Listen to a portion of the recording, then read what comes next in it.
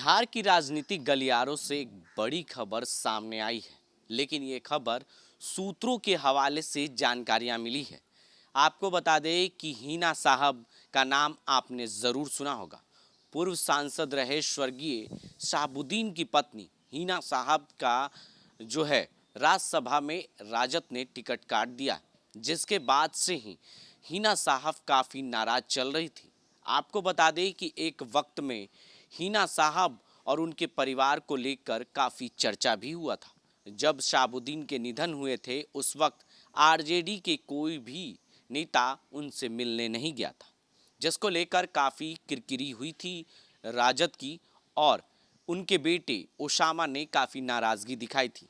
लेकिन एक बार फिर से हिना साहब ने नाराज़गी दिखाई है और उनके समर्थकों ने भी काफ़ी नाराज़गी दिखाई है।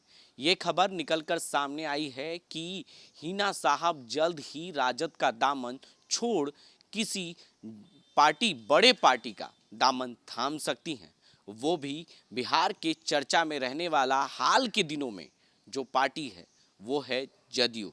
जदयू में काफ़ी चर्चा था आरसीपी सिंह को लेकर, वो लेकिन अटकलें साफ हो गई। लेकिन एक बार फिर से चर्चा में आ चुका है जदयू, और हिना साहब जो हैं वो जदयू का दामन जल्द से जल्द थाम सकती हैं, वो भी 1 से 2 दिनों के अंदर, क्योंकि हिना साहब आरजेडी से काफ़ी नाराज चल रही हैं, क्योंकि मांग उठ रही थी उनके समर्थकों के तरफ से और हिना साहब के तरफ से कि राज्यसभा उन्हें भेजा जाए। लेकिन राज्यसभा उन्हें ना भेजकर जो है राजद ने अपने ही कोई बड़े नेता को टिकट दिया है, जिसको लेकर काफ़ी चर्चा हो रही है।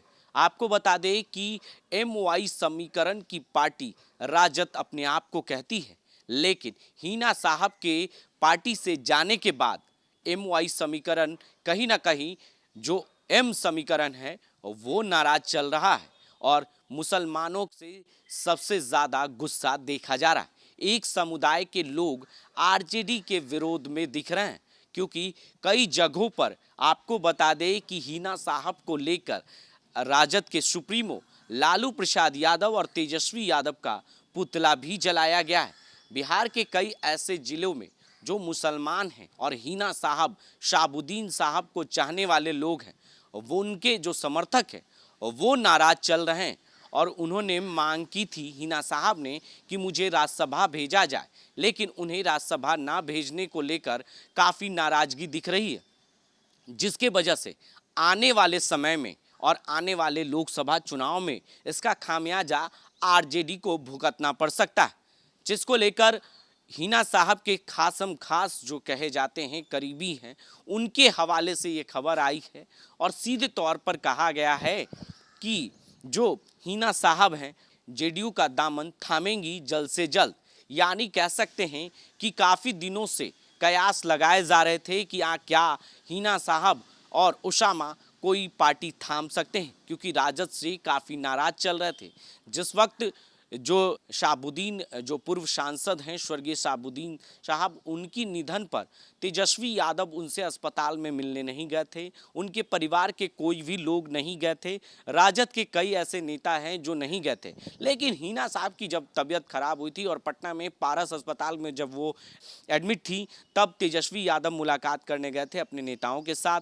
लेकिन तेज प्रताप यादव यहाँ तक ओसामा के घर भी गए थे शिवान, और उनसे मुलाकात की थी। लेकिन ये नाराज़गी थोड़ी कम हुई थी, लेकिन फिर से नाराज़गी एक बार देखी जा रही है, और हिना साहब को राज्यसभा ना जाने से उनके समर्थकों में गुस्सा है और नाराज़गी है।